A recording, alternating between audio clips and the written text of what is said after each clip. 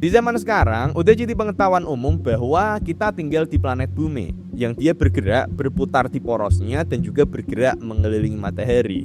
Begitu juga dengan planet-planet lain yang juga bergerak mengelilingi matahari dalam sebuah sistem tata surya. Tapi ini bukanlah sebuah hal yang secara natural dipahami oleh banyak orang sampai di sekitar abad ke-16. Dan bahkan di masa itu, pemahaman bahwa bumi bergerak mengelilingi matahari ini sempat jadi sebuah pemahaman yang cukup kontroversial di masa itu. Model tata surya yang lebih umum dipahami di waktu itu adalah model geosentris, bahwa bumi adalah pusat dunia, pusat alam semesta, sementara benda-benda langit lainnya termasuk planet, matahari, bintang-bintang semuanya bergerak mengelilingi bumi. Butuh perjuangan yang sangat-sangat besar untuk membuktikan hal yang sebaliknya, bahwa ternyata matahari ada di pusatnya sementara bumi dan planet-planet lain bergerak mengelilinginya. Ini adalah model heliosentrisme.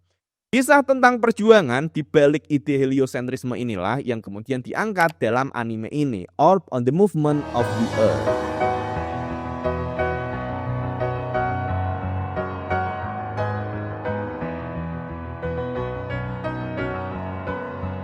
Oke, ini adalah video lanjutan dari video review awalku sebelumnya ya, teman-teman. Dan di sini kita akan bahas lebih dalam lagi terkait dengan detail sainsnya tentang heliosentrismenya. Sedikit review singkat dulu, buat yang mungkin belum tahu, Orb on the Movement of the Earth ini adalah sebuah anime dengan tema campuran antara astronomi dan filosofi yang mengambil latar cerita di abad ke-15 di Eropa. Mungkin gak semua orang bakal cocok sama anime ini, ditambah lagi sebenarnya topiknya sebagian ada yang agak sensitif ya teman-teman.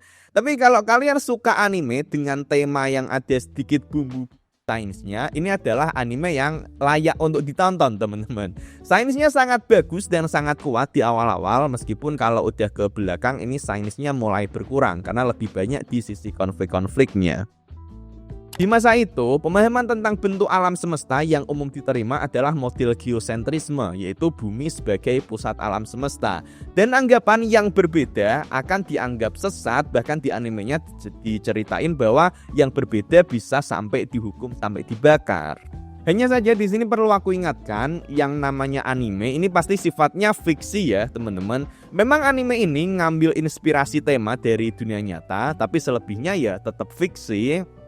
Disclaimer, tentu saja pembahasan ini bakal ada spoilernya ya. Kalau kalian gak mau kena spoiler, silahkan tonton aja animenya mumpung udah tamat. Atau kalau misalkan gak sempat nonton semuanya, minimal tonton 10 episode paling awal biar bisa dapat konteks pembahasannya dan juga gak terlalu kena spoiler lah ya teman-teman. Oke, kita mulai. Kita memulai dari episode 1. Di episode 1, Rafal bertemu dengan Hubert dan dia diminta untuk menggambar bentuk dari kosmos atau alam semesta. Gambar yang dibuat Rafal ini adalah model geosentris, yaitu bumi berada di pusat dunia. Untuk dapat konteksnya, kita perlu balik dulu ke masa Yunani kuno. Aristoteles menjelaskan bahwa bentuk dari kosmos adalah bumi yang diam sebagai pusat alam semesta dan benda-benda langit berputar mengelilingi bumi. Bentuk lintasan benda-benda langit ini adalah lingkaran sempurna karena Aristoteles percaya bahwa ya bentuk lingkaran adalah bentuk yang sempurna dan benda-benda langit harusnya bergerak dengan pola itu. Anggapan yang diajukan Aristoteles ini sangat wajar karena bagaimanapun juga untuk orang yang ada di bumi kita melihat bahwa benda-benda langit semuanya bergerak secara perlahan sementara bumi rasanya kayak diam. Nah dari sinilah kemudian model geosentris ini muncul dan ini adalah model yang lebih populer karena dia lebih mudah dipahami. Ide ini kemudian dikembangkan lagi oleh Ptolemeus pada abad kedua Masehi. Mempertimbangkan bahwa gerakan planet itu tidak berputar melingkar secara sempurna serta tingkat kecerahan planet itu bisa berubah-berubah, Ptolemeus membuat model yang lebih detail dan menunjukkan bahwa planet-planet itu tidak bergerak dalam bentuk lintasan melingkar sempurna. Bentuk lintasannya tetap melingkar mengelilingi bumi, tapi ada tambahan variasi gerakan epicycle, ada tambahan gerakan memutar juga, sehingga bentuk lintasannya menjadi seperti ini. Model inilah yang digambar oleh Rafal di sini, karena memang model ini masih diterima secara luas sampai di sekitar abad ke-14. Model Ptolemeus ini membuat orbit benda-benda langit jadi terlihat sangat kompleks dan sebenarnya ini agak bertentangan dengan ide awal geosentris bahwa orbit dari benda langit bergerak secara melingkar sempurna. Tapi variasi ini diperlukan untuk mengakomodir sifat-sifat yang teramati dari benda-benda di langit. Kemudian di sini Hubbard menyampaikan ke Raval bahwa hal yang terjadi adalah hal yang sebaliknya, sebenarnya bumilah yang bergerak. Raval tentu aja denial sama hal ini karena dia merasa kalau ini nggak sesuai sama pengamatan, karena dia melihat bahwa benda-benda langit semuanya bergerak secara perlahan sementara bumi kondisinya adalah diam. Tapi ini nggak berlangsung lama karena kemudian Raval kepleset dan di momen itulah dia melihat kalau gerak itu sifatnya relatif. Ketika dia kepleset, tubuhnya bergerak. Dan di momen ini dari sudut pandangnya dia melihat kalau bintang-bintang ini jadi kelihatan bergerak lebih cepat, alias ternyata benda-benda langit ini kelihatan bergerak justru karena dia yang bergerak. Dari sini pun dia kemudian mulai berpikir tentang kemungkinan bahwa bisa jadi memang matahari bukan yang bergerak, tapi buminya yang bergerak, baik itu bergerak berputar, berotasi ataupun bergerak mengelilingi matahari. Raval mulai berpikir di situ, dia mulai menganalisis lagi model Ptolemeus dengan mempertimbangkan kemungkinan gerak relatif ini, dan di momen inilah Raval kemudian menemukan bahwa ternyata dengan menempatkan matahari di pusat, orbitnya jadi sangat teratur dan sangat-sangat indah. Nah, yang menarik, gambar yang dibuat Raval ini sangat mirip dengan gambar model heliosentris yang dibuat oleh Nicolaus Copernicus. Lebih detail lagi di gambarnya Raval, di sini matahari simbolnya S dan bumi simbolnya T. Ini mirip seperti Copernicus yang pakai nama Sol dan Terra untuk menyebut matahari dan bumi. Ini detail kecil yang keren banget sih teman-teman. Dan yang lebih keren lagi apa coba? Ini nggak cuma sekedar nuker antara matahari dan bumi, tapi juga ngurutin semua bentuk orbit dari semua planet sampai kemudian dapat kesimpulan ini. Makanya pas habis nonton episode ini aku jadi pengen nge-recreate teman-teman dari model geosentris, dari data-data pengamatan kemudian diolah secara matematis hingga ketemu model heliosentris. Itu menarik gitu. Nah, di sini Raval udah berhasil untuk membuat model awal dari heliosentrisme. Tapi membuat model saja ini jelas nggak cukup. Gimana caranya untuk membuktikan kalau model ini adalah model yang benar, bukan model yang sebelumnya tadi? Nah, di sini pun Hubbard belum tahu caranya, dan kisah perjalanan dari heliosentrisme pun masih berlanjut. Kita kemudian bertemu dengan Oxy dan temannya, Grass. Grass adalah orang yang tertarik dengan langit, dan ketika dia memperhatikan benda-benda langit, dia menemukan sesuatu yang sangat menarik. Ternyata ada sebagian bintang yang gerakannya berbeda dengan bintang-bintang lainnya. Ketika kebanyakan bintang bergerak dari timur ke barat misalnya, bintang ini ternyata gerakannya berbeda. Dan dari bertanya ke orang-orang, dia tahu kalau ternyata bintang yang gerakannya berbeda ini disebut sebagai planet. Nah, ini adalah sebuah fakta yang sangat menarik sih menurutku teman-teman. Aku dulu juga pernah mempertanyakan itu, gimana caranya para ilmuwan tahu yang mana yang planet di antara banyaknya titik-titik bintang yang ada di langit. Dulu aku udah pernah mencari tahu, tapi penjelasan di sini menurutku benar-benar bagus loh dia, dan jadi lebih paham. Ternyata gerakan dari planet-planet ini berbeda dengan bintang-bintang lainnya kalau dilakukan pengamatan secara seksama. Dan planet pun dapat nama planet juga ternyata dari situ. Planet artinya adalah pengembara karena memang gerakannya di langit beda dengan bintang-bintang lainnya.